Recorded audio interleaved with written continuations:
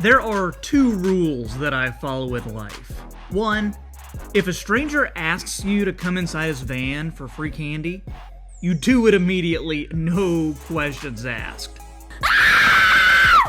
And two, if you make a Soto video that gets over 120,000 views, then you make another video about the Filipino unicorn as soon as possible. Guys, appreciate the love on that last video. Make sure you check it out if you haven't yet. It's a really fun one.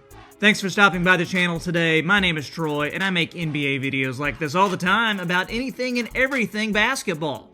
Do me a favor and drop a like on this video and subscribe if you haven't already. This is going to be huge.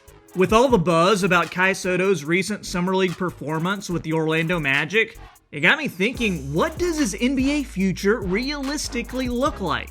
There's no question that Kai has unusual skill for a guy who is 7'3" and 230 pounds.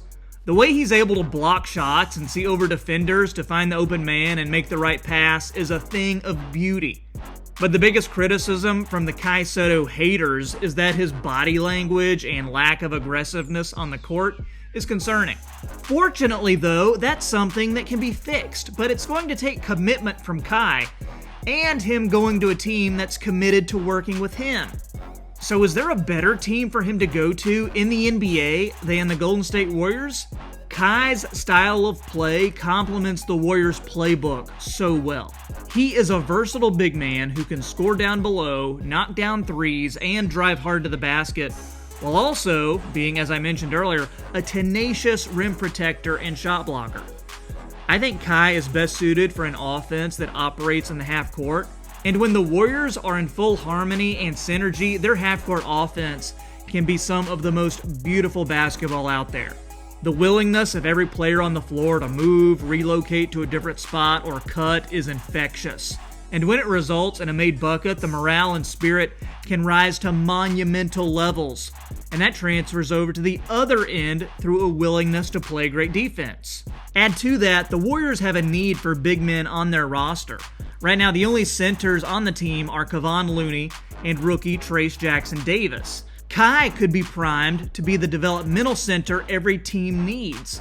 And even though the NBA has drifted away from being dominated by centers, players of Soto's size are still very important to the league.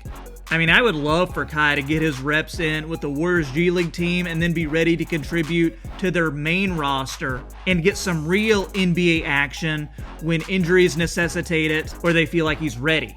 The Warriors have no two-way players currently under contract, and those are the roster spots teams generally use as developmental pieces. Seems like a no-brainer for the Warriors to use one of their two-way contracts on a center. Call it a soft spot for raw big men, but the Warriors have a history of drafting and signing unproven centers. They did it with Kevon Looney, who blossomed into the starting center on a championship team. They also did it, albeit less successfully, with James Wiseman, who was drafted as a number 2 pick, and then Alen Smailagic, a young European prospect that played sparingly on the team for a couple of years. The point is, the Warriors can develop players like Soto. Again, the tools and training would be there. Kai just needs to work hard and keep pushing. I think he could do it. Jonathan Kuminga is heading into his 3rd year with the Warriors, and he played with Soto on the G League Ignite. He was asked about Kai's NBA journey, and he said this: Kai for sure has a chance to be a great player. At the end of the day, Kai works hard. He has the size and ability to be an NBA player. And finally, Kai signing would be one of the best business decisions in the history of basketball. He is one of the biggest basketball names in the world. Kai's jersey would be one of the top sellers, and by signing the first full-blooded Filipino into the NBA, the Warriors would be the de facto NBA team in the Philippines for generations. It just makes too much sense. Remember, Kai proved he could hang with real NBA players when his former team, the Adelaide 36ers, defeated the Phoenix Suns in a preseason game less than a year ago. Kai played 18 minutes in that game and he filled up the box score with 11 points, 2 rebounds, 2 steals, and an assist. He also had one of the highest plus-minus numbers on the team. This is a man who has paid his dues and deserves a real chance in the NBA.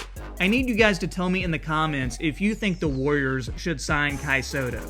If this were to happen, it would change the landscape of the NBA. And if it's not the Warriors, maybe you have another team in mind, so let me know that in the comments too. Since you've watched this far, be sure to leave a like and hit subscribe to show your support. I also made a video where I came up for some trades involving the Raptors' Pascal Siakam, and the Warriors come into play here too. I think they would be a good fit for him. Pascal and Kai on the same team, that would be wild. Check out some of the other potential trades that I've posted on that video. That's going to do it for the Half Court Report. Thanks so much for watching and have a great day.